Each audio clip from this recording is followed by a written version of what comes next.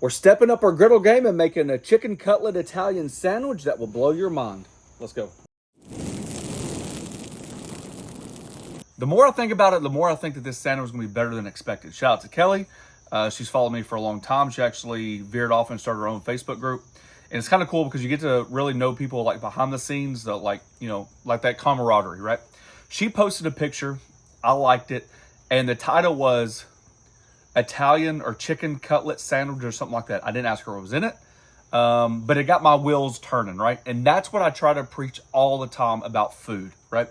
I hope that I can inspire you to cook something, but you don't have to have all the ingredients. Make it your way. Make it your twist. Do this, do that. And I think that's what cooking and love is all about. You know, just trying to find your groove with your ingredients available, okay? So today is a fried chicken cutlet on a big old baguette with hot capicola, with prosciutto, and I'm gonna make like a little bruschetta chunk style thing going on. I don't know. My mind just started turning. I couldn't stop putting stuff in the cart. So I hope you guys enjoy.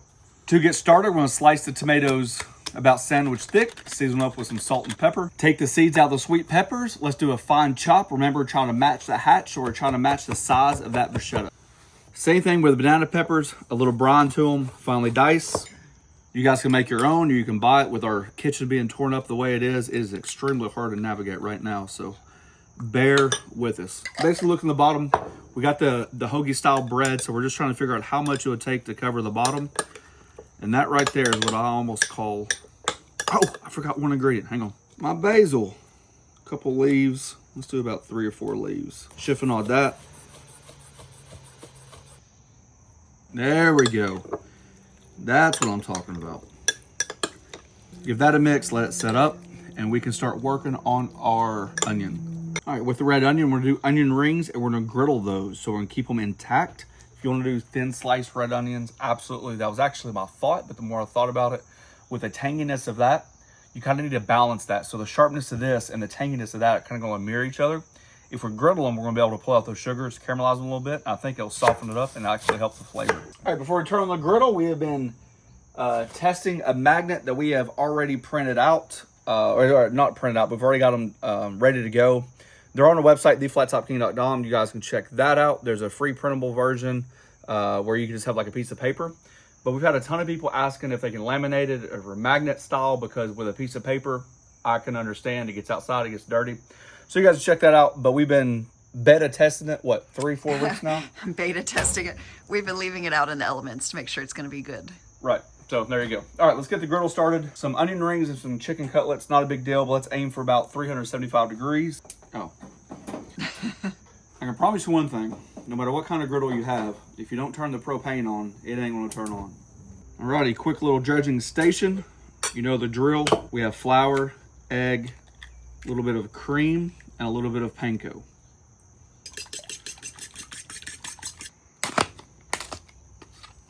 All right, when I do small batches, I actually like to season the meat. I kind of leave the panko and the flour alone. Just a lot of wasted seasonings when you start adding seasonings to something that you're probably not going to use. So it's better off just to season the source. These are already small cutlets. Obviously, you can take a chicken breast as big as they are now and just slice them thin. But you definitely want thinner cutlets because we are going to be frying them. And you want them to cook even on the griddle. All right, eggs are beat. Chicken seasoned. I got my panko here.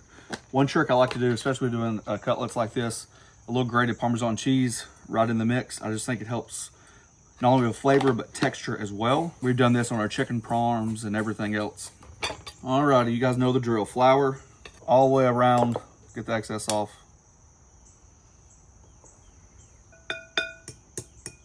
And then right in that cheese and panko mix. And I'm gonna work on the other two. This is on a medium, this is on a low, and this is off. If you notice, this is smoking and this is not. So like I said, we're shooting about 375. So this is gonna be our cool zone, this is gonna be our warmer zone. So I'm gonna go right in the middle. You might as well go and spread grease all over it. This is bacon grease. You can use oil or whatever. It just keeps your griddle seasoned. So right here is gonna be our landing zone. I've got 3 pieces. So let's get a little bacon grease down. A little piece of butter.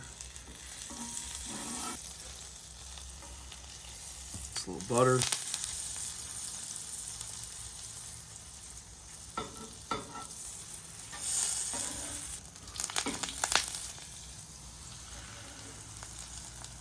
And on that warm side, just a touche. Because we're able to pull that grease that comes back here. I just washed my hands from touching that chicken. So let's do our onions. Got a piece of bread for one. And I'm gonna try my best to go halves.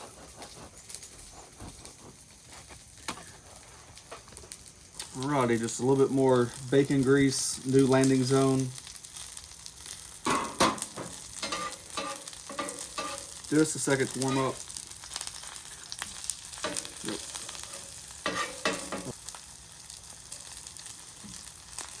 Looking good, folks.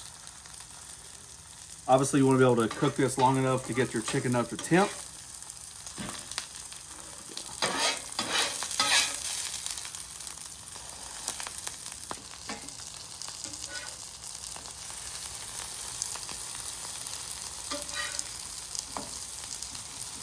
All right, I'm gonna cut the griddle off. Chicken cutlets are done.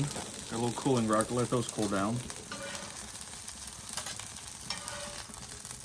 Just a quick clean because I'm gonna keep these onions on there. They'll finish cooking.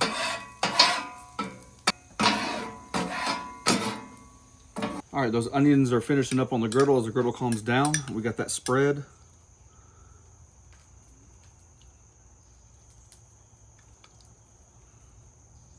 I'm not a guest, right?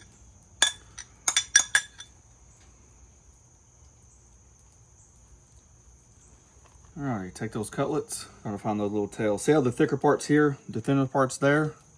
I'm gonna come right back in just like that. I kind of did about face. I just turned them a little bit like on a 45 and nestled them right in there.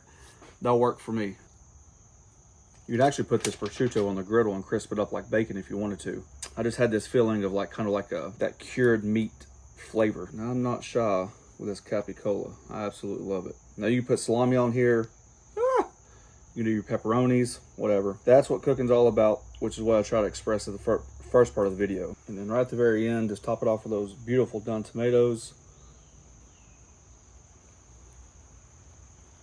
Now, I'm gonna tell you what, that is impressive.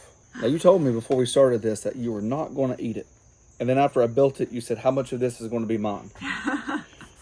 I said the diet starts tomorrow. Always does. What's it look like? Ooh. I can live with that. I can live with that. As some of my viewers will say, that dog will hunt. Golly, that looks good. Mmm. Mmm.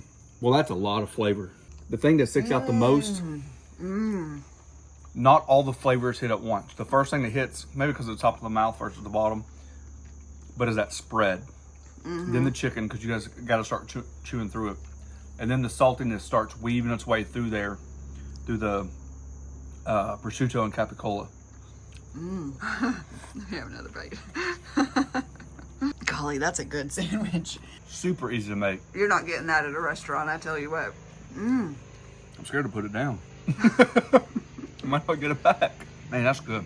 That is good. That's so when I was thinking about this, that's exactly, those Italian meats have that specific style saltiness to them. And I was thinking, how can we counteract that with the fried chicken, the bread? If you think about the bruschetta, it's got the oil. We added the banana peppers and those sweet peppers because it has the vinegary kick. So you think about oil and vinegar.